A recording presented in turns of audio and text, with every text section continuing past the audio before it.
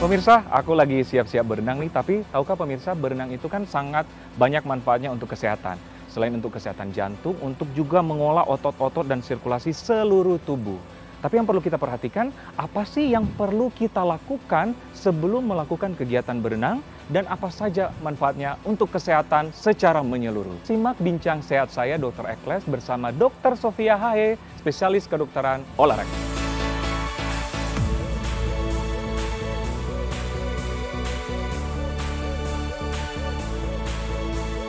Dokter Sofia, ini lagi semangat olahraga nih, renang nih. Renang kan olahraga sejuta umat nih, saya juga salah satu yang penggemar renang. Udah jago banget ini, Dokter Ekles. Ini udah siap semua nih. Oke dokter, kita akan membahas soal berenang. Berapa kali sih idealnya berenang, dokter? Nah, sebenarnya kalau kita bahas soal frekuensi dan intensitas berenang nih, ya berenang itu masuk ke dalam olahraga yang intensitasnya sedang. Sedang? Iya, jadi maksudnya intensitas sedang itu apa? Ketika kita kemudian melakukan aktivitas atau olahraga berenang ini, kita masih bisa mengejar nafas gitu. Nah, jadi itu kategori sedang ya? Iya, itu intensitas sedang. Tapi bukan hanya intensitas sedang nih, tapi juga low impact. Kenapa low impact? Atau apa maksudnya low impact?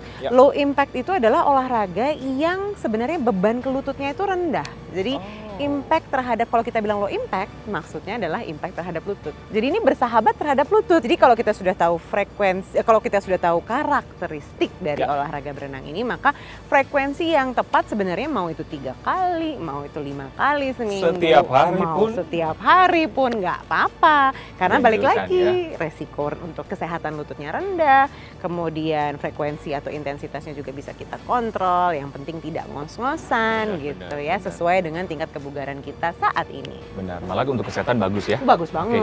Nah, ada kan orang yang hobi tuh berenang karena mungkin waktunya ya. Ada yang tengah malam, ada yang sore atau pagi-pagi. Idealnya kapan sih dok waktunya? Nah, kalau untuk berenang ini sebenarnya yang lebih pas adalah apakah kita punya resiko kesehatan tertentu gitu ya.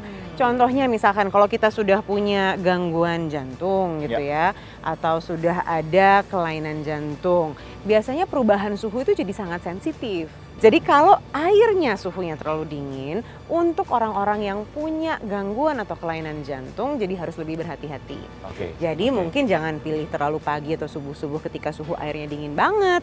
Atau jangan pilih pas malam-malam pas air atau suhu airnya itu dingin juga. Benar-benar, berarti disesuaikan dengan kondisi badan juga ya. Betul. Tapi kalau dia tidak punya kelainan jantung atau gangguan jantung, sehat-sehat aja, bugar-bugar aja, mau pagi, mau siang, mau sore, mau malam, silahkan. Kegiatan apa sih yang perlu dilakukan sebelum berenang? Atau apa yang perlu dilakukan? Iya, orang tuh suka lupa bahwa ini berenang itu sama seperti olahraga yang lain, tetap butuh pemanasan dan stretching, ya kan? Biasanya mereka langsung nyebur aja, terus abis itu kram, ya kan? Abis itu bukan cuma ototnya yang kram, abis itu perutnya juga ikut kram. Nah, jadi kita harus memastikan bahwa ketika kita berenang, perut kita dalam keadaan kosong, itu satu. Perut kosong? Dalam keadaan kosong, bukan baru makan ya. Karena kalau baru makan, ada makanan di perut, kemudian aliran darahnya ke perut, malah susah untuk pergi ke tangan dan kaki yang harusnya bergerak ketika kita berenang. Idealnya berapa jam setelah makan? 1-2 jam sesudah makan. 1-2 jam sesudah makan. Jadi berhenti makan jam 1 nih, paling cepat boleh mulai berenang jam 3. Sebelum aku mau ini nih, berenang nih, apa sih manfaatnya untuk kesehatan? Mungkin pemirsa juga ingin tahu. Ya betul. Nah, olahraga berenang ini sebenarnya masuk ke dalam olahraga yang sifatnya kardio.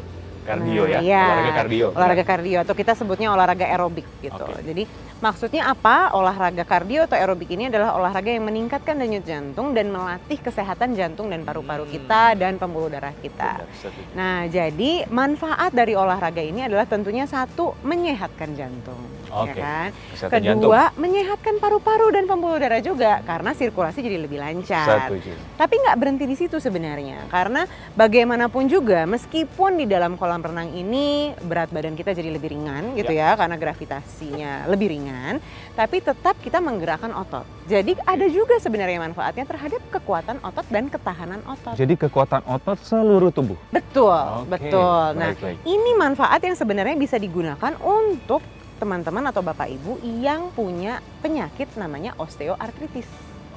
atau radang sendi, terutama biasanya di lutut ya. Benar, gitu. benar. Karena bebannya berkurang juga. Betul. Nah, jadi kalau kita ngomongin soal osteoartritis, sebenarnya obat olahraganya nih ya, atau terapi olahraganya itu adalah latihan kekuatan otot kaki. Tapi kalau kita mau melatih kekuatan otot kaki di darat gitu ya, itu yang jadi masalah adalah berat badan orang tersebut bisa terlalu tinggi untuk lututnya, malah jadi memicu sakit lututnya. Nah, jadi makanya di kolam renang, latihan kekuatan otot itu bagus untuk orang-orang osteoartritis karena ototnya dilatih tapi tidak membebani atau lebih ringan bebannya terhadap si lutut orang tersebut. Oke, tadi kan ngomong-ngomong penyakit yang dianjurkan malah dengan kegiatan olahraga berenang. Kalau yang kontraindikasi dokter atau tidak dianjurkan? Yang pertama tentunya adalah orang-orang yang tidak biasa berenang. Jadi mungkin baru belajar berenang, kemudian nafasnya tidak terlalu teratur atau tidak bisa dijaga dengan berenang gitu ya. Sebenarnya ada yang bilang asma ini bagus dengan berenang. Tapi kalau di awal-awal belum terbiasa, justru harus hati-hati nih untuk berenang. Karena malah bisa men-trigger kejadian asmanya atau serangan asmanya. Apalagi kalau airnya dingin. Karena kadang-kadang ada orang yang trigger asmanya adalah suhu dingin. Nah, jadi hati-hati itu yang pertama. Yang kedua adalah seseorang dengan cedera, entah itu cedera bahu atau cedera lutut yang tidak dapat digerakkan secara maksimal. Jadi kita bilangnya range of motion atau gerak sendi atau ruang sendinya.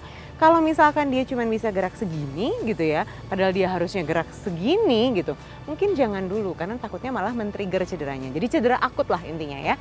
Seseorang dengan cedera akut, seseorang yang tidak terbiasa berenang, seseorang yang sensitif dengan suhu air itu. Tapi apakah memungkinkan mereka untuk berenang atau memang tidak dianjurkan? Mungkin sebenarnya, tapi ya tidak saat itu ya. Jadi biasanya ada proses adaptasinya. Ada proses dan mungkin dalam pengawasan juga ya. Betul, harus diawasi oleh dokter dan tenaga ahli. Kadang-kadang kan berenang atau selagi berenang tidak teman-teman kram. Ya. Nah, apa yang harus dilakukan sebelum berenang supaya mencegah tidak terjadi kram ini dokter? Apalagi sering banget kan biasanya Nah, memang satu yang pertama adalah kita stretching dulu nih sama pemanasan yang cukup supaya sirkulasi. Kenapa sih kita bisa terjadi kram? Satu, sirkulasi darah biasanya tidak lancar sampai ke jari-jari atau sampai ke daerah yang mengalami kram tersebut. Jadi kita harus memastikan sirkulasi oksigen, sirkulasi darah sampai ke perifer atau ke ujung. Nah, caranya atau salah satu caranya adalah dengan stretching tadi. Nah, yang kedua adalah jogging keliling kolam renang tersebut. Karena memastikan bahwa begitu denyut jantungnya naik, sirkulasinya juga jadi lebih lancar. Itu yang kedua. Yang ketiga nih, seringkali karena kita mentang-mentang olahraganya di air, kita lupa minum.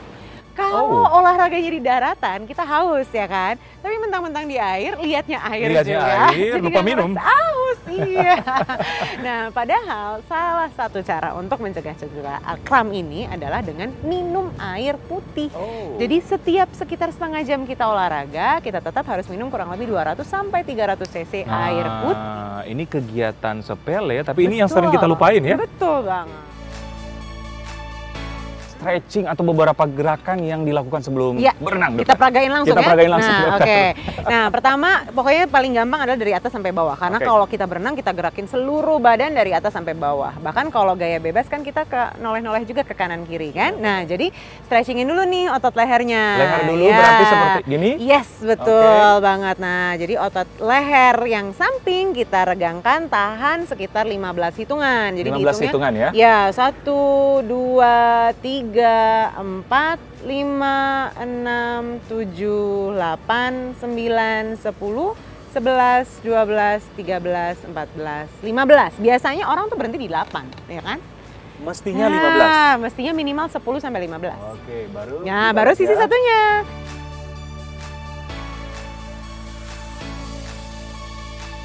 Setelah itu? Ke bawah. Tunduk. Yes. Ditahan boleh sama tangan, yes, betul, supaya otot leher bagian belakang juga teregang dengan baik.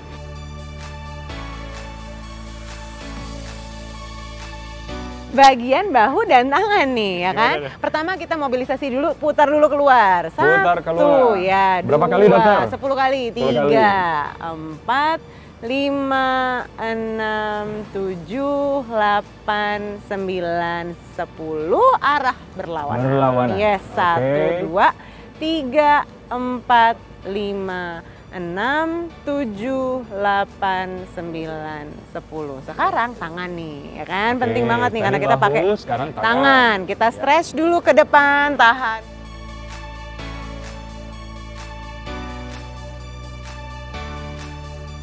Sekarang kita stretch tricepsnya nih, jadi tarik ke sini. Nah, otot yang di sini nih. Nah.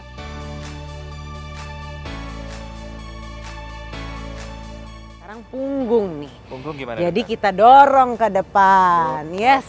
Pastikan otot punggungnya tertarik sampai rasanya ke depan.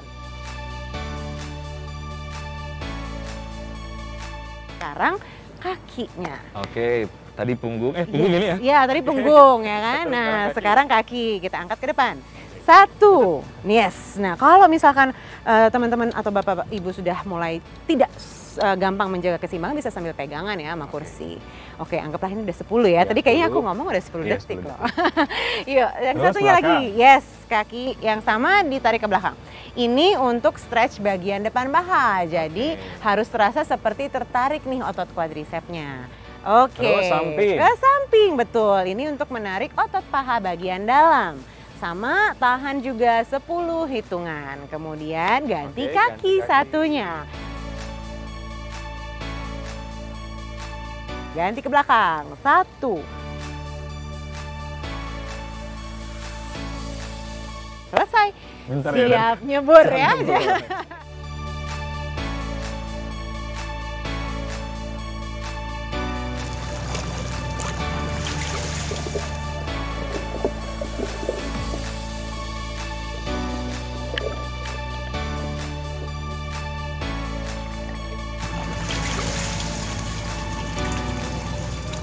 Oke pemirsa, itulah tadi perbincangan saya dengan Dr. Sofia Haya, spesialis kedokteran olahraga. Ternyata berenang sangat banyak manfaatnya untuk kesehatan. Saya Dr. Eklas untuk Hidup Sehat Plus.